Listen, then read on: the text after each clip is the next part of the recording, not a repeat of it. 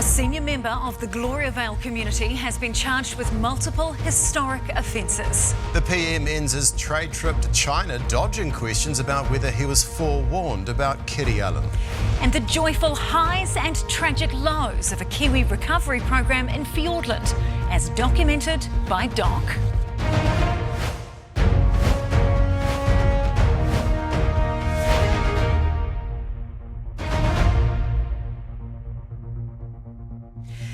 Tēnā tātou katoa, good evening. We begin tonight with breaking news after a significant development in the police investigation into Gloriavale. A number of charges have been laid against a senior member of the reclusive Christian community on the West Coast. Juliet Speedy joins us now with more on this. And Juliet, what can you tell us? Yes, Mark, this is a significant development. Police have confirmed to us today that historic charges have been laid against a West Coast man, a man that Newshub understands is a senior member of the Gloriavale community. Now, this is the latest development in a long-running investigation.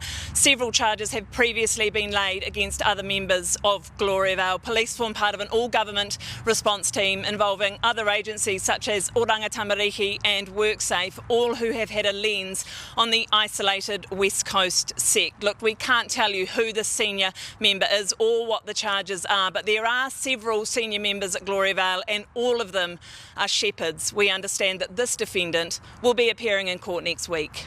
Juliet Speedy live in Christchurch. Thanks very much. The Prime Minister is refusing to say whether any of his ministers raised concerns with him about Kitty Allen. Another public servant has spoken out about Allen's behaviour towards staff, calling her aggressive. Chris Hipkins is now on his way back from a trade visit to China, and when he lands, he's expected to speak with Kitty Allen to draw a line under the latest in a series of ministerial scandals. Political editor Jenna Lynch reports. Roll call Kiwi exporters. Fonterra's ribbon cutting reinvented. The Zespri Kiwi Fruit Brothers on tour again. The gang's all here wanting to sell their wares. There is a huge market here for New Zealand products and services. The PM indulging in his infamous home comfort offshore. No trip complete without it anymore. Oh, it's very good. But as soon as he's home, pastry will give way to problems. Time to go home, crisis calls. An anonymous public servant has spoken out against Kitty Allen, telling Stuff she is very aggressive with people. I've had her yelling and screaming at me on the phone so loud that my staff in the room could hear it. The chief executives who have those employment relationships is that they are satisfied that the matters were resolved at the time. I just asked you whether that was acceptable behaviour for one of your ministers. I've made it very clear to all of my ministers in the entire time that I've been the Prime Minister that I expect them to treat public servants with respect. But the PM said staff hearing the incident could in fact be boiled down to phone volume. It depends on the volume of the phone. Was that too flippant for this situation? No. Are you trying to undermine the account of that official? No. By talking about phone volume? No. The official, described as a senior, reportedly spoke of a meeting in which the minister wouldn't let staff from Kānoa, the regional growth arm of MB, speak. The poor staff are sitting there with other people around the table like a deer in headlights. She spoke as badly to the Kānoa staff as she did to her own.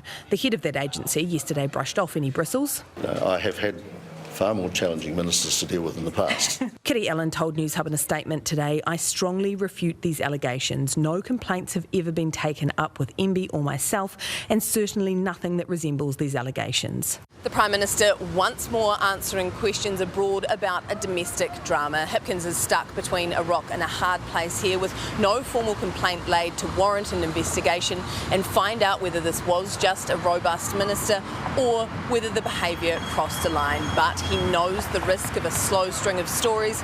It's already sunk 2 of his ministers. I can deal with complaints that are made. I can deal with actual issues. These are issues that occurred before I was Prime Minister. The feedback that I've had is that they were resolved at the time. Yesterday, the Prime Minister wouldn't say whether he knew about the allegations before the story broke. Were you surprised to hear the allegations? As I've indicated, I'm not going to comment on, rumours. today refusing to confirm whether senior ministers had raised concerns about Allen. Have any of your ministers raised concerns about Kitty Allen's behaviour with staff with you? When ministers take time off, obviously senior ministers will have a conversation about that. That's not what I'm answering the asking. question? She's taking time off I don't for mental discuss. health I reasons. don't discuss staffing matters publicly. Penny, did you raise it with the Prime Minister? The Prime Minister's made our point very clear. Did you raise it with the Prime Minister? I've had no reason to raise anything with the Prime Minister on that. So no, you didn't? Can I just get a clear answer? Did any of your ministers ever raise concerns about Kitty Allen's behaviour towards staff? As I've indicated, ministers will discuss their relationships with other ministers with me all of the time.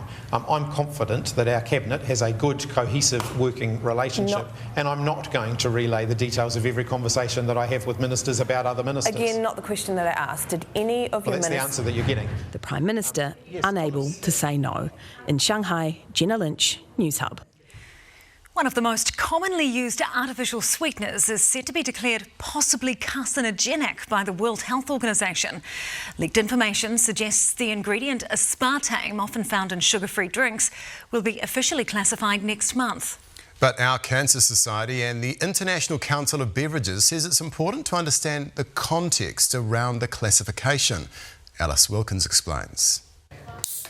For some, it's a treat, others a daily ritual. But Diet Coca-Cola drinkers might have something else to consider before they take a sip. Aspartame is an artificial sweetener. It's been added to a lot of substances like sugar-sweetened beverages, your Diet Coke and things like that, to replace the sugar in those foods. New leaked information suggests the ingredient is soon to be classified as possibly carcinogenic to humans by the WHO's International Agency for Research on Cancer. But our Cancer Society says any potential classification of aspartame needs important context. It sounds like it's going to be a 2B. Other things that IARC have given that same rating are things like aloe vera, diesel fumes. You can go and have a look on the list. There's many things that have that level of possible link with cancer. The Ministry for Primary Industries says if there was sufficient evidence to suggest a risk to the public, we work with Food Standards Australia New Zealand to consider its implications to any standards. It says risk is usually dependent on the usage and consumption. And in the case of aspartame, an 82 kg adult would need to drink more than 17 355 millilitre cans of Diet Coke every day to exceed the acceptable daily limit. The International Council of Beverages Association says it worries consumers could be put off sugar-free drinks because they don't understand what the potential classification means. It's our concern that these results are likely to unnecessarily confuse and mislead consumers, perhaps mislead and confuse in such a way as that consumers go and look for products that don't have this sweetener and potentially move back to products that might have higher sugar. Details of the WHO classification are expected to be released next month. Alice Wilkins, News Hub. A North Canterbury high school principal is calling for seatbelts to be compulsory on school buses. 6 Rangiora High School students are lucky to be alive after the bus they were in was involved in a deadly collision with a car. Kaylee Callahan spoke with 2 survivors. Every day, tens of thousands of students jump on the bus for a ride to and from school. Move in a wee bit. Thank you. 2 weeks ago, that journey took a deadly turn. There was a big boom, pretty much, and I was thrown into another seat. My eyes were closed, so I didn't know what had happened, and I opened my eyes to be on a pile of glass. At this intersection, the school bus Rangiora High students were on collided with a car, killing the 2 occupants. Remarkably, no students were seriously injured or killed. God gave us a second chance. While emergency services were en route, Jacob and Selwyn helped care for the other crash victims. I mean, we are told to click all the time to save our lives, but we're okay with our children not having to do that on a bus. It just makes no sense.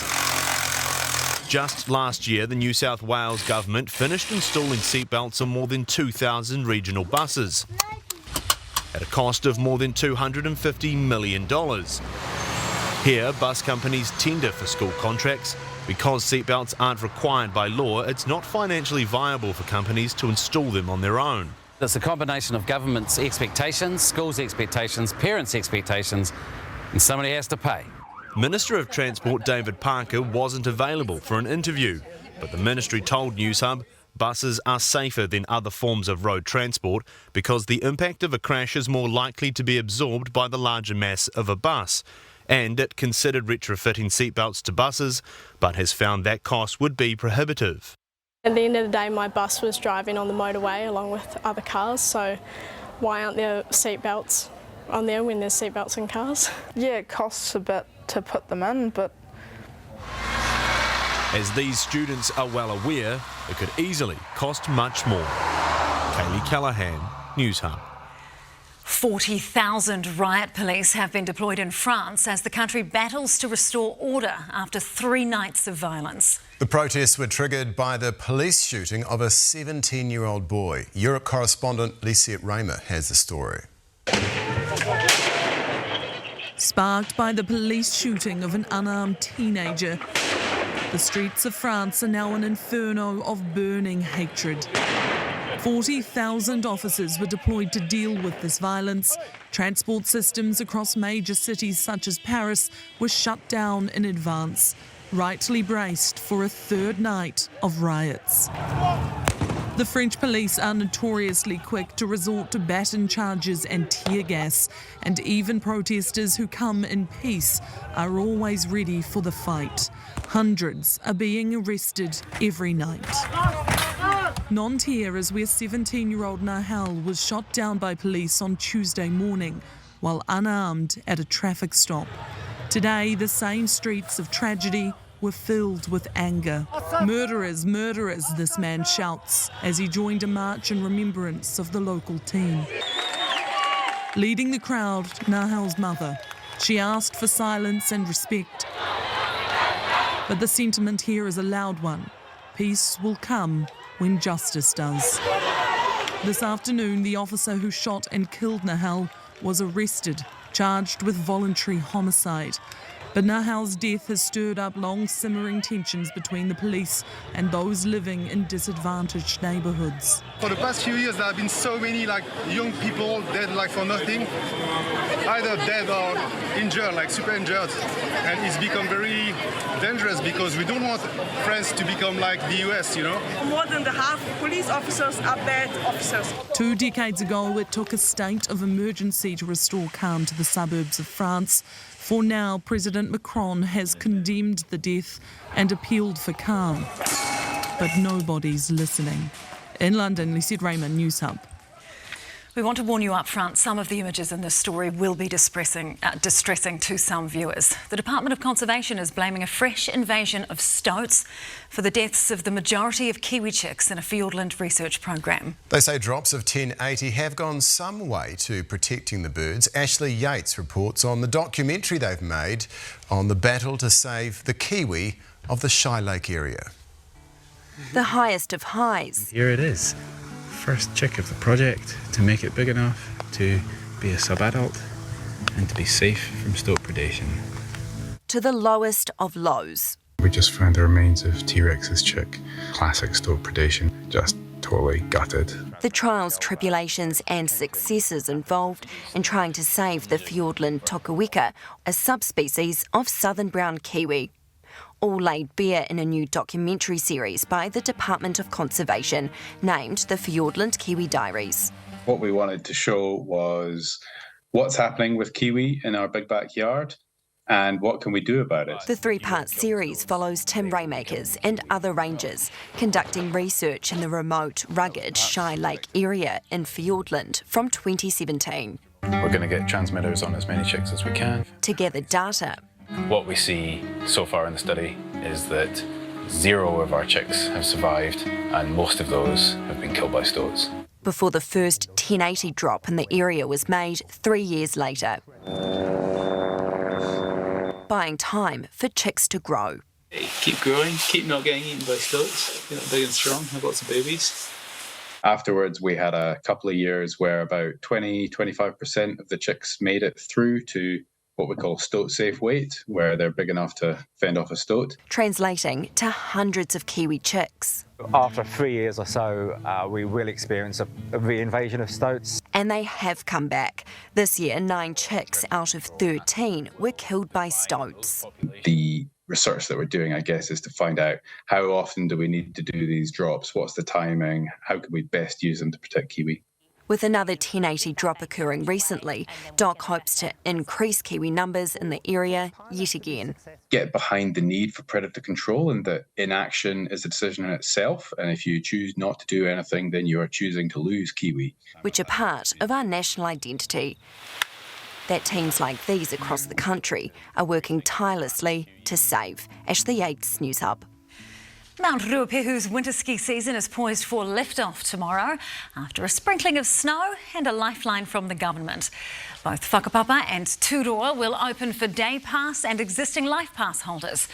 Ruapehu Alpine Lifts CEO John O'Dean says the ski fields will be progressively opening lifts and terrain on both sides of the Maunga as the weather allows. And Heather is here now with more on that weather. And are people even going to be able to get to the ski fields tomorrow? Might be a struggle for some.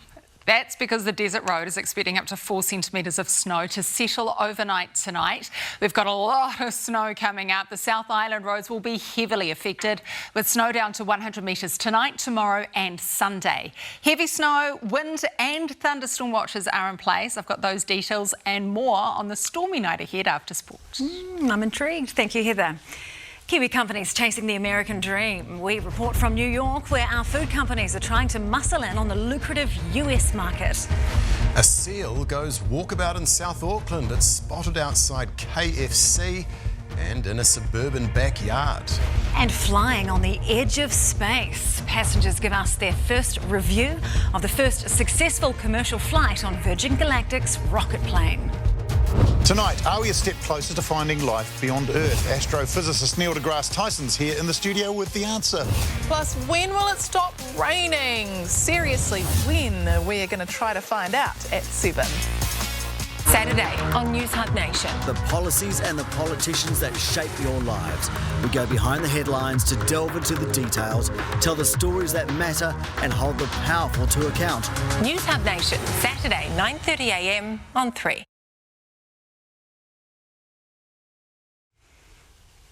Hoki mai anō, welcome back.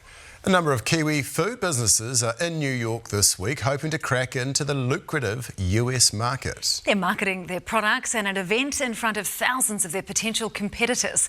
US correspondent Mitch McCann reports. As the fancy food show arrived in Manhattan, it seemed like the rest of the world came with it.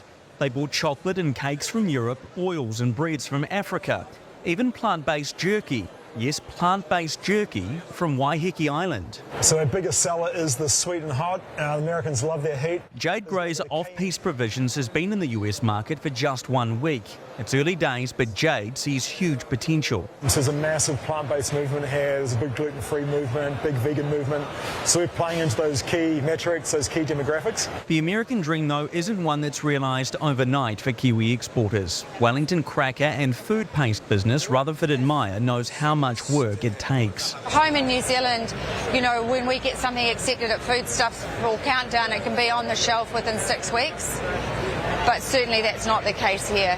In fact, Jan Meyer says it can take months, even a year, for products to appear in front of American shoppers. Nearly all of the New Zealand companies we've spoken to have talked about how difficult or challenging it can be to break into the US market. But if they do make it here, the payoff can be huge. Exports from New Zealand to the US totalled more than $12 billion in 2022. I think we can be 10 times the business that we are now. There's enormous potential. Lewis Road Creamery is one step closer to that goal after this week. The Kiwi dairy company's salted butter won the coveted Product of the Year award at this week's show. The result, it says, of 4 to 5 years of hard graft in America. You need to have, I believe, people on the ground who are really working stores and hustling, because it's just being from New Zealand is not going to make it up here. It's a great, nice to have, but it's not the only selling point that's going to cause your product to be successful. Success other Kiwi companies will hope to emulate as they look for a big slice of that American business pie. In New York, Mitch McCann, News Hub. A rogue seal has caused chaos in South Auckland today, rushing into traffic, going through a takeaway drive-through and taking over gardens. It sparked a considerable police response who had their hands full keeping it away from the Papakura public. Perry Wilton reports. Papakura today getting Marine Life's seal of approval. He was a huge. Priti Nabi was among many shocked to look up this morning to see not a dog, but a seal out their window. He went just on one of the neighbors in the front door to knock that, hello, I came to see you guys. And after that, he just went from this corner and then just went at the back. So now he's still at the back. The seal's believed to have come from this inlet from the Monaco harbour before making its way on land to Subway Road. It made a tactical stop to the local KFC. The seal just waddled itself to through the drive-through. Yeah, and it just sat there. It was just chilling, and then we were just like, oh my gosh! And then it was crossing the road, and we just had to tell the cars oh, just stop for a sec. After that, it crossed Great South Road and darted into Coles Crescent. Once the seal made its way here, it bolted down this driveway where officers were able to seal it in a garden using caution tape, leaving homeowners waiting for the Department of Conservation to come and pick it up. They'll just come up where there's food, where there's a place to rest. Dock Marine Science Advisor Laura Boren told Newshub in the winter months, seals that aren't busy at a breeding site will often go wandering. We'll also see some animals go into urban areas. They'll turn up on the waterfront. And we've certainly had others show up at a car wash in Papakura, I think, a few years ago. So it's kind of getting to be a common thing. A police cordon remains in place, waiting for Dock to arrive to come and return it safely back to the sea. Perry Wilton, Newshub. Very cute. They're taking it quite seriously. Oh, very seriously, yeah. Dangerous. Nikki's in late with sport, and the Football Ferns squad has been named for the World Cup. Yes, just 20 days to go until the Ferns kick off their campaign in the Football World Cup. And there are some incredible backstories amongst the 23 that made the cut for the tournament. And could an injury to star spinner Nathan Lyon derail Australia's Ashes campaign? The cost of living crisis has even hit the royal family. King Charles is turning down the heating to get on top of the palace bills, but it still hasn't appeased the critics. And what does it take to be one of the world's best stone skimmers? We get a lesson. Kitty Allen yelled and screamed at a senior public servant, allegations that Allen refutes. Do you stand with the victims or do you stand with Kitty? I stand with the processes that are there to deal with people to keep them safe.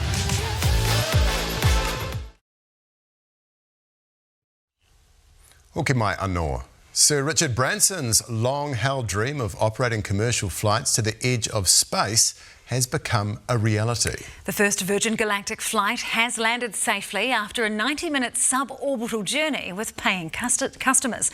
A number of Kiwis have tickets and are on the schedule to fly. ITV's Robert Moore reports. Today will be our 6th space flight and the start of our commercial service. This was billed as the first commercial space flight for Virgin Galactic, setting the stage for tourists to follow. Predicted apogee today is 275,000 feet. It took to the skies from a spaceport in New Mexico. 3, 2, 1, release, release, release. The spacecraft detaching flawlessly from the mothership. Good control. And heading straight up. Set. We're now traveling at approximately Mach 1.4. The trim is complete and Unity is in the vertical, headed toward space. Having reached an altitude of over 50 miles, these first-time astronauts could enjoy their few minutes of being weightless. Our mission specialists have been cleared to unstrap and enjoy the zero-G experience. The passengers on this trip were Italian Air Force pilots, quick to show some national pride. And viva la Italia! And welcome to space, astronauts. The next group will be tourists paying £350,000 for a seat. For Virgin Galactic, this has been an arduous journey, punctuated by tragedy 9 years ago, when human error led to the destruction of a spacecraft and the death of a pilot. We're at 61,000 feet now, continuing to descend in the feathered configuration. But in the end, the company bounced back, and today's flight and safe return will be seen as an affirmation of the technology. Main gear touchdown. Now Virgin Galactic has a product ready for the tourist market, even if the cost of a ride to space for now will be out of reach for all but the wealthiest travellers. And there's We'll Stop. What a beautiful landing. The Waitangi Tribunal has dealt with more than 1,000 claims, most of them to do with land. But tomorrow the government will consider one about intellectual property rights. It's a call for protection of Māori culture and taonga. Our Māori Affairs reporter Terena Kowhai has this Because It Matters story. May Parapoata sees herself as a kaitiaki or guardian, doing whatever she can to protect what's left of her culture. We have an obligation to protect those things for both our ancestors, ourselves and for future generations. She's the daughter of Tama Poata. He was one of the 6 original claimants who lodged the Y262 claim in 1991. Nobody said it would be easy. Look. We've witnessed global intellectual property rights being tested in New Zealand courts. Eminem won in court when the National Party used music too similar to one of his songs. But when it comes to protecting Māori culture and taonga, Kia ora. There's a lot of work to do. We still continue to see misuse, misappropriation of our reo, our language, our images, our culture. The kāmate haka used by the All Blacks is partly protected, but copyright for some haka have already been claimed by people overseas. Tāmoko or traditional Māori tattooing is also not protected. Air New Zealand even tried to trademark the te reo Māori greeting, kia ora, but that enraged Māori so much the airline backed off. There is an obligation on all of us to protect our culture because that's not just of benefit to Māori, it also benefits all of us. It's the same for flora, fauna and cultural practices such as rongoa Māori, medicines and healing. These are all taonga with potential commercial benefits. Developments in our biodiversity framework, that has been delayed for many years. Developments in our intellectual property laws. So it's been very problematic, the lack of a cohesive response from the government. Last month, New Zealand's own Intellectual Property Office ruled Australian beekeepers could use the Māori word manuka to promote their honey. That ruling infuriated the Manuka Charitable Trust here. Pita Tipene says Māori are sick and tired of having to remind the government of their obligations. Obligations or kāwanatanga that were guaranteed under our country's constitutional documents. It really is an exemplar of making sure that we're protecting our own and that laws, kāwanatanga or government laws, are prohibiting us as Māori to protect and enhance those types of taonga because they're being adulterated, stolen by others offshore. And while the government has formed Indigenous collaboration with several overseas nations, Tipene says it's not enough. International trends trending towards protecting Indigenous rights, and our own government is being left behind. So our government really needs to sharpen up. The Prime Minister was sharp enough to include Te Matatini Kapahaka champs Te Whānau Āpanui as part of his delegation to help promote New Zealand tourism in China.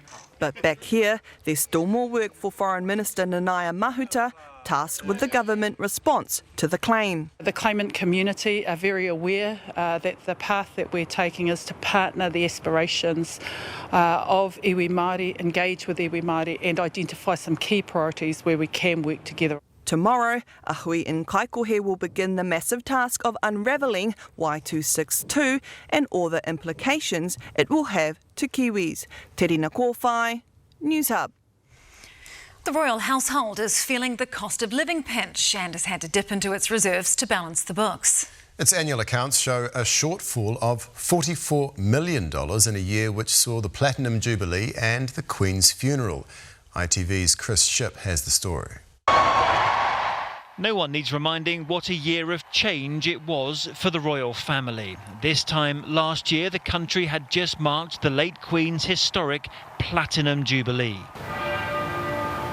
And then, in September, the world looked on as the family and country said goodbye to its longest reigning monarch.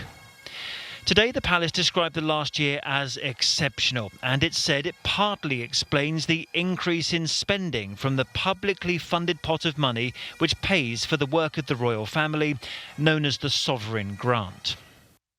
The royal family spent £107.5 million last year, a 5% increase on the year before. The Queen's Platinum Jubilee added £700,000 to royal expenditure and the funeral another £1.6 million. But last year's sovereign grant was frozen at £86.3 million. To plug the gap, the palace had to take almost £21 million from its reserves and cut back maintenance on other properties. The King has also ordered the heating is turned down across the royal estate. Occupied rooms can't be hotter than 19 Celsius, unoccupied rooms 16 Celsius. As for Harry and Meghan, the palace today confirmed they have packed up and left Frogmore Cottage for good. The Windsor property was supposed to be the Sussex's UK base, even after they left for California, but the house now stands empty. The King and Queen continued their charity work last night. They've promised to keep a lid on costs, and even royal finances are not immune from the soaring rate of inflation. Well, how far can you throw a skimming stone across the water? A world champion reveals her technique and gets the whole family involved.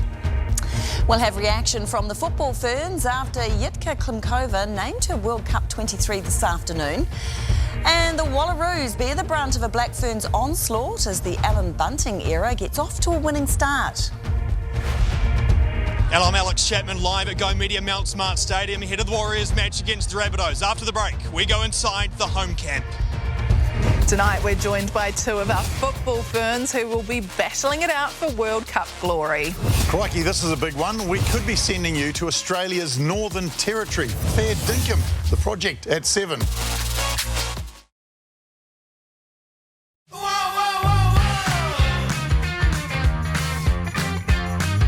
New Zealand's most wanted, Suzuki Vitara Hybrid and New Sub Sport. The Women's World Cup kicks off in less than 3 weeks, and today the football ferns found out which players have made the cut.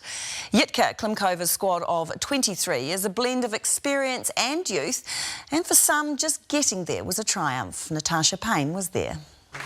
One by one, the names were called. Olivia Chance. And the jerseys handed out. We're all so happy to be named in the squad, and it's just, we can't wait. Just 2 years ago, World Cup selection was the least of Rebecca Stott's concerns. The 30-year-old fighting back from stage 3 cancer to make Jitka Klimkova's side. After a tough couple of years for me to get back to this level and to be able to compete at a home World Cup, it's everything. 10 of the 23-strong squad are playing in their first World Cup, although one rookie's already a household name. Michaela Foster.